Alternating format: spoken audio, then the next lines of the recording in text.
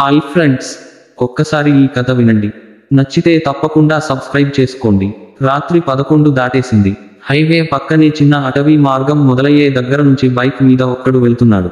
పేరు శ్రీను. కర్నూలు వైపు నుంచి గుంటూరు వచ్చేస్తున్నాడు. ముందు వెనక ఎటూ ఎవరూ కనిపించకుండా రోడ్డు నిశ్శబ్దంగా ఉంది. అడవి మధ్యలో ఒక్కోసారి చీమ వంపులా తిరిగే మార్గాలు. బైక్ స్పీడు తక్కువ చేశాడు. అప్పుడు ఓ కుర్తా లెగ్గిన్స్ వేసుకున్న యువతి రోడ్డు పక్కన నిలబడి ఉండటం గమనించాడు. చేతులు ఊపుతూ లిఫ్ట్ అడుగుతోంది.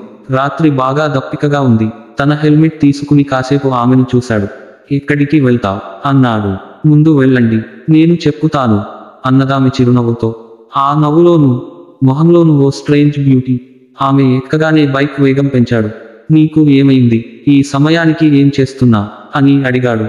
ఆమె అద్దంలోకి చూస్తూ, నన్ను ఎవరో ఫాలో అవుతున్నారు. నేనెక్కడికైనా వెళ్ళాలి, ఒకతిగా ఉండలేను అంటోంది. స్వరం మెల్లగా, కానీ లోతులో ఏదో పొగరు, ఏదో మాయ. నీ పేరు ఏంటి అన్నాడు. ఆమె చిరునవ్వుతో, నువ్వు చెప్పు, నాకు ఏ పేరు నచ్చుతుందో అదే పెట్టుకో. అప్పుడు శ్రీను బైక్ మిర్రర్లో ఆమె ముఖం చూసి షాక్ అయ్యాడు. మునుపటి నయం కరిగే అందం పోయింది. ఆ ముఖం మానవమా అనిపించలేదు.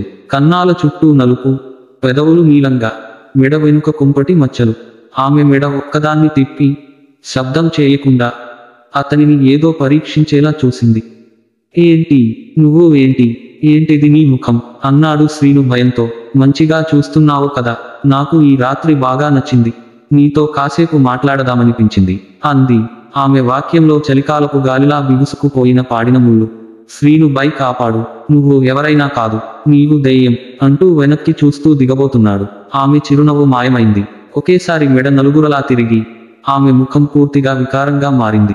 కళ్ళు లోనికి గుజ్జిగా, నోరు చెదిరిపోయిన పెదవులతో, పళ్ళు బోనులా బయటికి, నాలుక ఎర్రగా, చినుకుల్లా కింద చిందుతున్న రక్తం.